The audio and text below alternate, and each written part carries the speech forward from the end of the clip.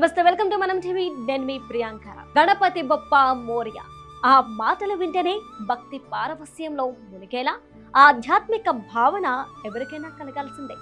చిన్నారుల దగ్గర నుంచి పెద్దవారు వరకు ఉత్సాహంగా పాల్గొనే వినాయక చవితి టక్కున గుర్తుకు రావాల్సిందే. ఇక వినాయక చవితి పండుగను అంగరంగ వైభవంగా నిర్వహించే ప్రదేశాల్లో భాగ్యనగరం హైదరాబాద్ ఒకటి. అంతగా ఆ పేరును సాధించి పెట్టేలా చేసింది మాత్రం ఖైరతాబాద్ గణనాథుడు. 70 ఏళ్లుగా అలరిస్తున్న గణనాథుని ఉత్సవాలపై మనం టీవీ స్పెషల్ ఫోకస్. 2024 సెప్టెంబర్ 7న వినాయక చవితిని జరుపుకోనున్నారు. ఈ ఏడాది ఖైరతాబాద్ వినాయకుడు సప్తముఖ మహాశక్తి గణపతి భక్తులకు దర్శనం ఇవ్వనున్నారు. ప్రధాన శిల్పి చినస్వామి రాజేంద్రన్ ఆధ్వర్యంలో వినాయక స్వామి రూపం రూపుదిద్దుకోనుంది. నిపుణులైన వెల్డింగ్ కళాకారులు పరితనానికి కొలమానంగా గణనాథుని విగ్రహం నిలవనుంది.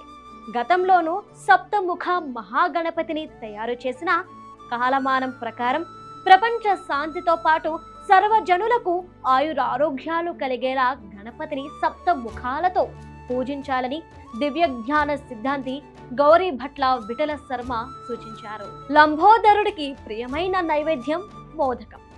ప్రయత్నం లేకుండానే మొలిచే గరికలు స్వామికి ప్రీతికరం. చవితి, మంగళ, శుక్రవారాలు ఇష్టమైన రోజులు.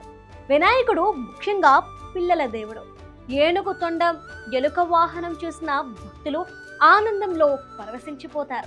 7 తలలు, 14 చేతులు, తలలపై నాగ సర్పాలతో పీఠాన్ని కలుపుకొని 70 అడుగుల ఎత్తుతో వినాయకుడిని భారీ ఆకారంతో రూపొందించనున్నారు. నిర్జల్ ఏకాదశి సందర్భంగా ఇప్పటికే కర్ర పూజ మహోత్సవాన్ని వైభవంగా జరిగింది. ఖైరతాబాద్ గణేశుడికి 70 ఏళ్ల చరిత్ర ఉంది. 1954లో 1 అడుగు వినాయకుడిని స్థాపించి ఉత్సవాలు ప్రారంభించారు. ఆ తర్వాత ఏడాదికో అడుగు పెంచుకుంటూ 60 అడుగులకు పైగా విగ్రహాలను ప్రతిష్ఠించారు. ఈ ఏడాది 70వ సంవత్సరం కావడంతో ఏకంగా 70 అడుగుల భారీ విగ్రహాన్ని తలపెట్టారు. పూర్తిగా మట్టితో తయారు చేసిన ప్రతిమను మాత్రమే ప్రతిష్ఠిస్తామని ఉత్సవ కమిటీ ఇప్పటికే ప్రకటించింది.